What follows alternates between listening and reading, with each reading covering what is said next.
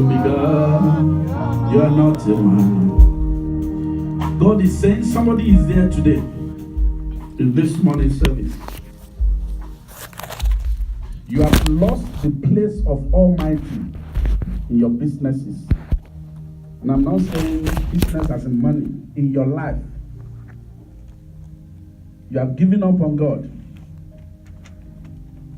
He said, I should tell you, I am the God of all flesh. There is nothing too hard for me to do.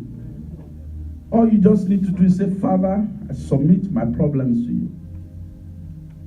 Come and have your way. And I pray for that individual that is strength to pull through. The Lord will give unto you in Jesus' name. Amen. That thing that will make you focus on Him, look unto Him, the author and finisher of your faith, the Lord will grant unto you. Amen. In the name of Jesus Christ. Amen. I want you to know that they said the darkest moment is next to dawning. This hardship in your life is just a phase next to your victory. Amen. Don't give up. Amen. The Lord is near to you. Amen. In Jesus' name. Amen. Isaiah chapter 61, I will read from verse 1 to 4.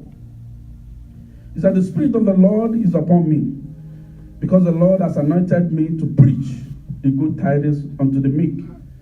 He has sent me to bind up the brokenhearted, to proclaim liberty to the captives, and the opening of prison to them that are bound, to proclaim the acceptable year of the Lord, and the day of vengeance of our God, to comfort all that mourn, to appoint unto them that mourn in Zion, to give unto them beauty for ashes, the oil of joy for mourning, the garment of praise for the spirit of heaviness, that they might be called trees of righteousness, the planting of the Lord, that He might be glorified.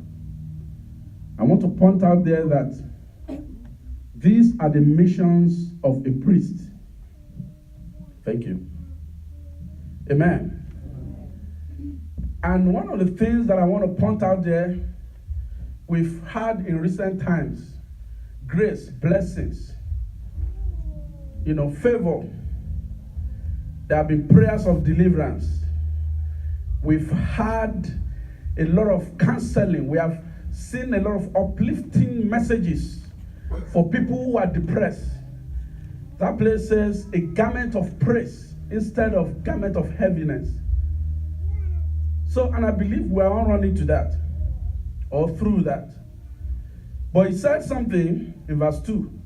He said we need to proclaim the acceptable year of the Lord and the day of vengeance of our God. The day of vengeance of our God. The Bible says it's a terrible thing to fall into the hand of Almighty God. During one of my project times that I was going to Bonny Island, that was the first time I will ever be on a boat that you look 365, you do not see anything but water. And something told me, just sing, Mami, water, power, powerless power. And I told myself, I'm not sure I can sing that song. That time it was like that Mami water was under my boat. Was I a Christian then? Yes. But outside that, you look at the awesomeness of God. The Bible says the key to the oceans of the world is in the hand of that mighty God. Have you ever seen a lightning, thunder operate before? I've seen a tree that a thunder passes through. The thing hit palm tree first before going to that Iroko tree. It cut it into two. That palm tree dried off because fire came out of it and it never came back to life.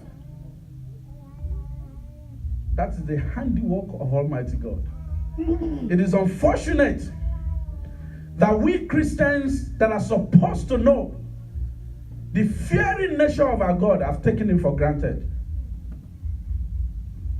Some people will preach, they will say, that guy in heaven. They are referring to our God Almighty, who by a mighty hand brought out the Israelites from Egypt. Who chooses the way to this? And that's why I keep saying that if you, like my guy will say, fall down and die. There are many ways to kill a rat without shedding the blood. And those ways of dealing with our enemy belongs to God. The Israelites wouldn't have suggested that they should perish in the Red Sea. They would never think. Their problem was, let's just pass, right? They never knew that God wanted that access to be a point of destruction. I began to read, and the Bible says, when they got into the middle of that sea, the Lord disjoined the boat of their chariot. That means they were struggling to advance, and water came upon them.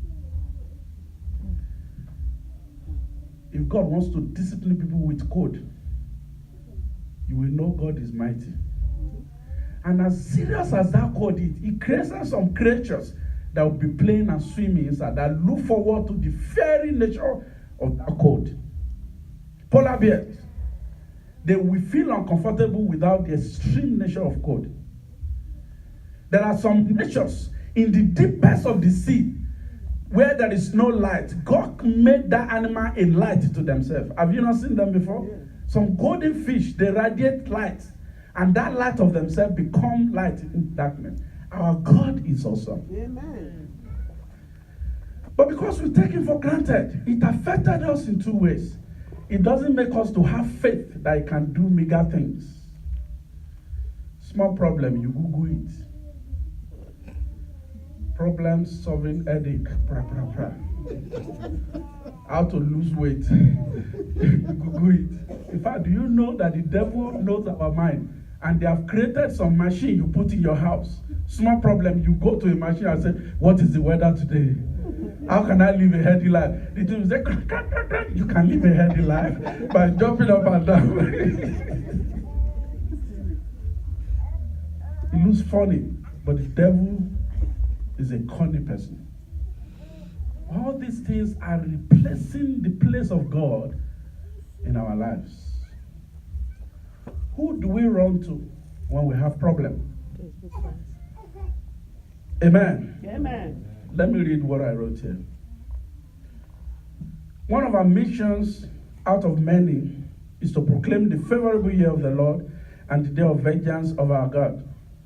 It is a common practice to be happy and blend into the happenings around us and forget what the happenings should remind us.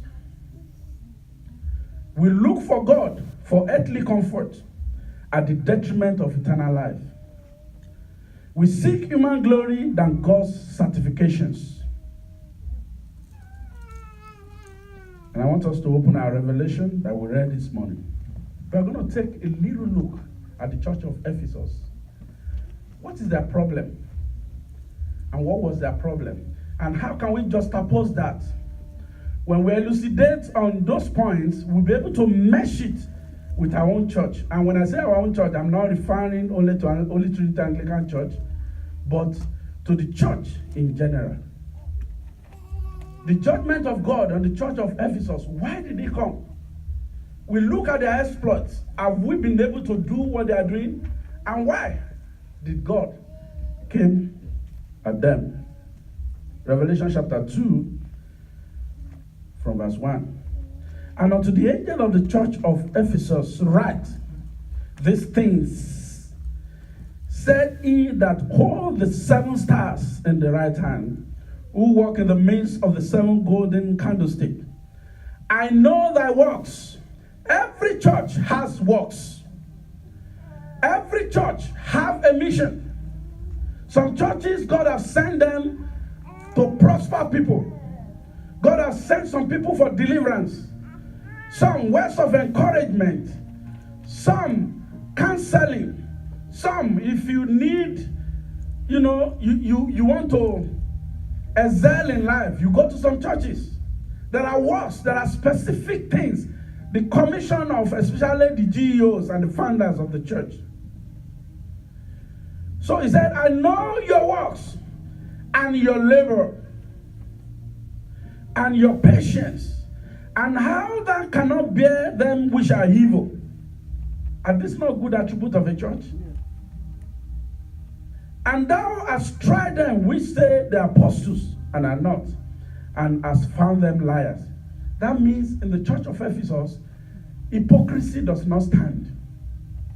Are you following me? Yeah. They were grounded in the word of God. And they have borne and have patience, and for my name's sake has labored. Another translation says, you have suffered persecution for my name's sake. That means they don't fear anybody. They can preach, and if they preach, the king can apprehend them and scourge them. These are their works of the Ephesian church. And in the midst of all this, that verse says they did not do what? They did not faint. Nevertheless, I have somewhat against you. Nevertheless, for all these things that when the church write up as their profile, everybody will say, Rankadede. When you walk into a church and they enumerate, these are things we do. In this church, nobody can be a liar. Nobody can be an hypocrite. In this church, we hate evil. In this church, we are not afraid to proclaim the name of Christ, but seek that message from Christ. Nevertheless, there's something I have against you. There is a little thing that is going to stop you from going to heaven. There is something you are not paying so much importance to that may be an impediment on your way to glory. And what is this? It said, because you have left your first love. So what is their first love? Amen. And I'm going to pause there. Or let's reverse. So I say, remember therefore, from where thou art falling. So these two things, do they look together? You can see all the accolades, all the good attributes the Lord has given to them. But did you see what Christ said? They are falling. They are defeated heroes, just burning out. They are just doing all those things. People see them, but in heaven, there's no good record for them because they are falling. It is possible for us not to remember, but God wants us to bring it back to your memory. Remember where you are falling. And so, I want to say, if you read that place, that when you forget your first love, it is equal to being falling. I don't know if you understand what I'm saying. I will tell you a story of one of my cousins. He lives in Ekiti State. His wife lives in Lagos, or his wife to be. And many of us, let's not lie, it has happened to me that whenever I fall in love with a lady, especially if I have the picture, I don't know if I'm the only crazy person that time. I will wake up in the middle of the night, look at the picture and begin to stare at it. Begin to look until I sleep over or I drop it. You are laughing. Maybe it didn't happen to you. Some of you sisters, when you begin to fondle with your hair, in thought of somebody who said hi to you, he has not even told you I love you. But just an appearance, something that looks close to that. You are watching TV, the thought just comes, you smile, you do. Some of you will do your hair like this.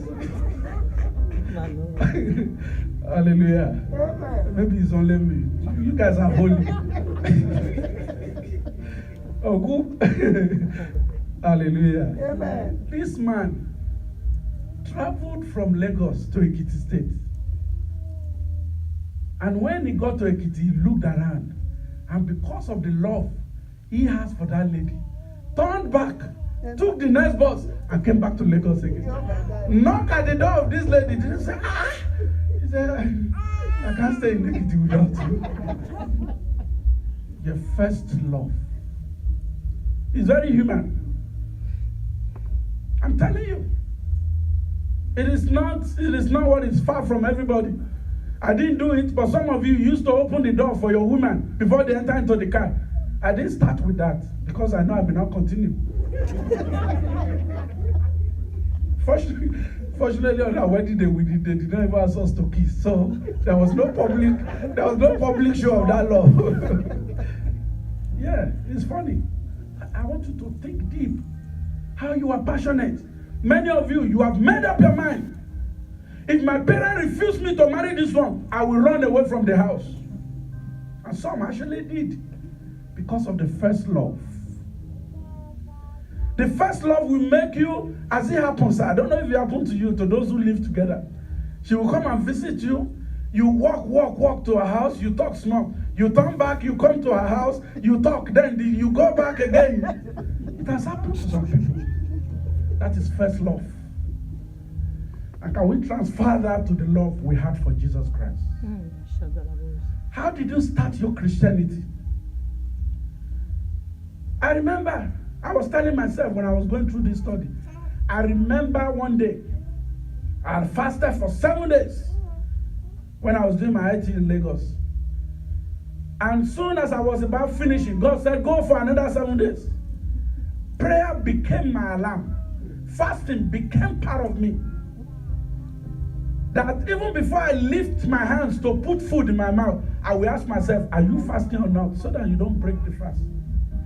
Preaching to people was a normal thing to me. Oh, if I had no options, the people that I live with, if you don't know how to pray, they will make you pray. But I want to ask you, how far?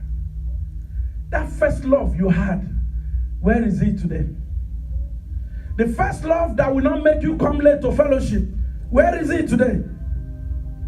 I was telling some people here in our prayer meeting last year, when you see when the outbursts of revival during the SU, you see older women like this, my mama here, they don't walk to fellowship, they run.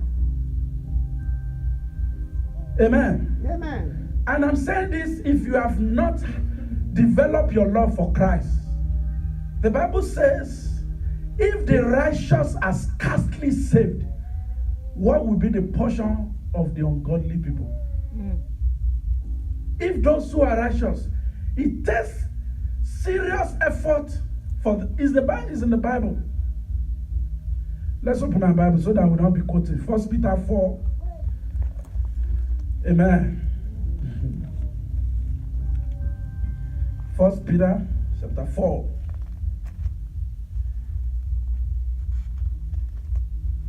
Verse 17. He said, for the time is come that judgment must begin at the house of God. And if it first begun at us, what shall the end of them that obey not the gospel of God? And if the righteous scarcely be saved, where will the ungodly and the sinner appear?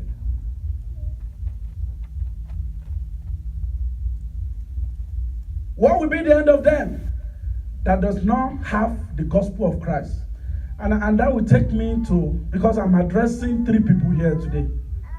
The people who have not allowed the love of Christ to reign in their life. The people who have the love of Christ and they are still there. And then the third set of people are people who have forsaken that love. But let me start with people who do not have the love of God, who do not have the Holy Spirit, who are not born again. There is a day of judgment coming. And with what is happening now, you need to be brought to remembrance. The Bible says, because iniquity we are bound. What did it say? The love of many will wax cold. The church of Ephesus, they were doing all those things. Why did their love go down? In their time, that was the largest city that existed in their region at that time. It was a confluence town. There were a lot of routes that walked into that city because of commerce.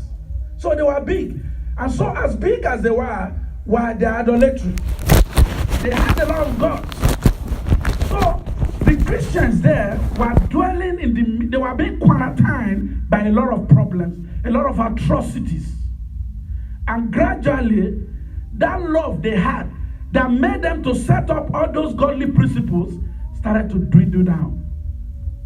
And because iniquity shall abound, the love of not just few, many will begin to work. I want to ask you and me this morning, how hot is your love for Christ?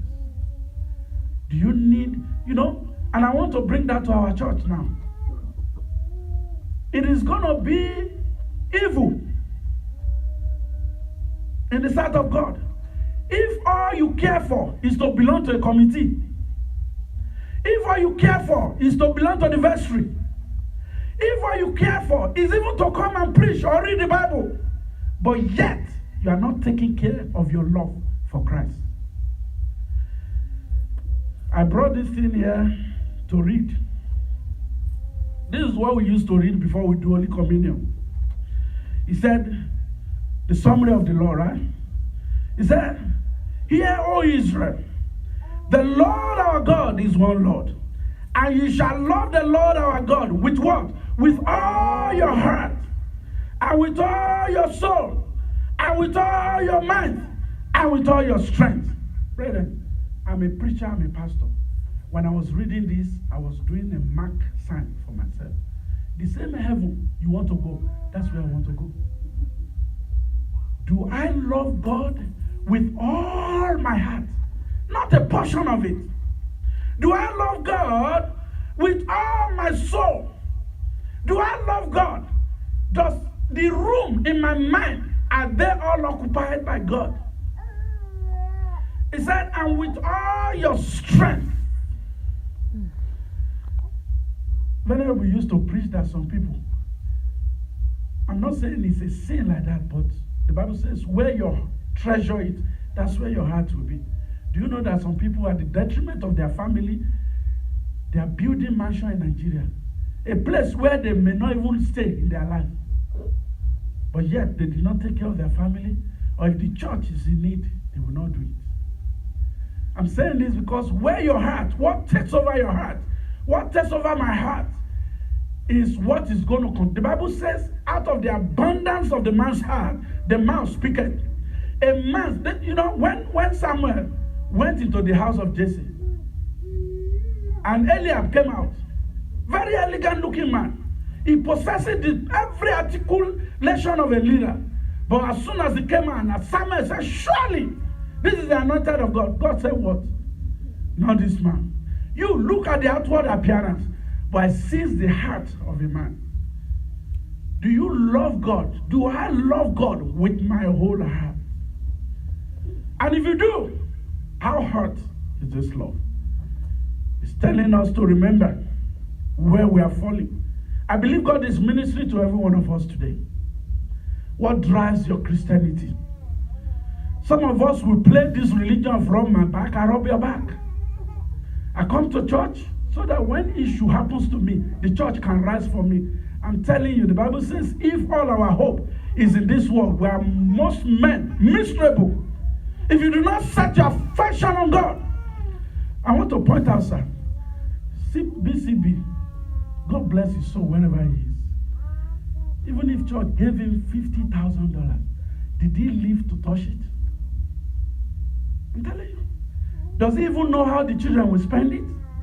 The Bible said they gather up treasure. They don't know who's going to touch it. Let's set our heart on God. Let that passion be rekindled. I'm not talking about church attendance. I'm talking about how is your relationship with your maker. I'm not talking about you doing all this and people are seeing you just like the church of Ephesus. In fact, their own surpass our own. Because during their time, Caesar punished them. They refused to bow. They were scourged. They were beaten. The Bible said they did not budge. But yet, God told us that they are falling long, long ago. Let's be on our feet to pray. I ask that the Holy Spirit to minister to us this morning, so that we are not going to be playing church. We are not going to be playing activities. How are we strong in evangelism? How are we making disciples as a church? There was a church that we were before. My wife and I, we used to carry a man close to that church. First time we were talking to him, he lives about 3 minutes away from that church. You know what he said? An Anglican church. He said, I used to think that church was an Asian church. And I asked myself, If the church have come that area with evangelism, wouldn't they know who they are? We are so called and church seated, we do not reach out. I'm telling you, Anglican church, we need to wake up. Individuals, we need to rise up. Once we do bazaar, harvest, and we do dinner, success has been achieved. Do we talk about how many souls that were won to Christ? Do we think about the exploit? What is happening in the life of our youth? The rate of divorce, what is responsible? Our first love. Let's begin to pray to God. I want you to talk to God yourself. And say, Father, have mercy upon me. If you do not repent, he said, I will speed it up and remove that candlestick from you. That candlestick is your guardian angel. If you do not repent, I will expose your life to danger and far be it from us. Are you born again or you are playing church? Do you have Christ in your life or you are just waka pass? Are you committed to God? What is it that occupies your mind? I'm telling you, at the point I had Facebook on my phone, because once I wake up like this, the first thing my heart goes to is Facebook. What about my early morning devotion? I began to be afraid of God because there will be a day of vengeance. Christ will come and he will judge us by our actions. I want you to say, Father, have mercy upon me. Revive me and wake me up this morning. Let my love for you be rekindled. Let me burn for you, oh God. Let my generation feel the impact of your glory in my life. The Bible says a light cannot be put under the shade. You need to manifest the light of God in your life. In your place of work, they need to know you are a Christian.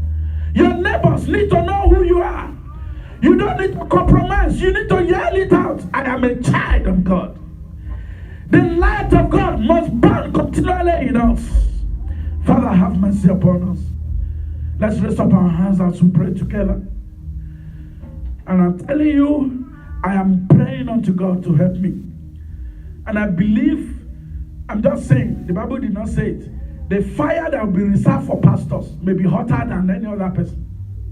And I asked God, I said, Lord, let it be that when I finish this race, you will tell me, welcome, my good servant. So that all these distractions will not take me to hellfire. Pray to God. Father, we thank you this morning.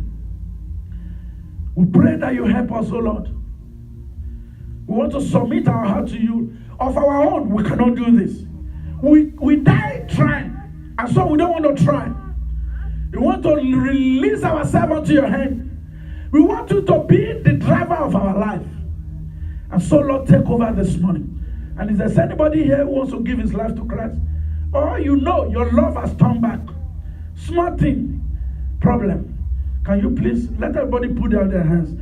Let those people raise up their hands so that we can pray together. Don't be ashamed. When Christ called the disciples, he called them publicly.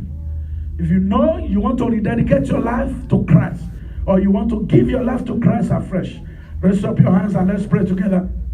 Father, we thank you for these hands. You have spoken to us this morning of the need for the creation of the church. You have told us that when we are neither cold nor hot, you spew us out. Lord, we want to be hot for you. And as these ones raise up their hand in surrender to you, I pray that you take their hearts. I pray that you accept them into the kingship, O Lord. Write their names in the book of life. And Lord, create that passion in us so that we burn for you as an Anglican, as a Christian, as a child of God. So that when the devil sees us, he will say, I know this one. And the devil will tremble at the presence of God in our life. Thank you, Father, because you have answered these prayers. For in Jesus' mighty name we have prayed. Amen. Let's give the Lord a big hand.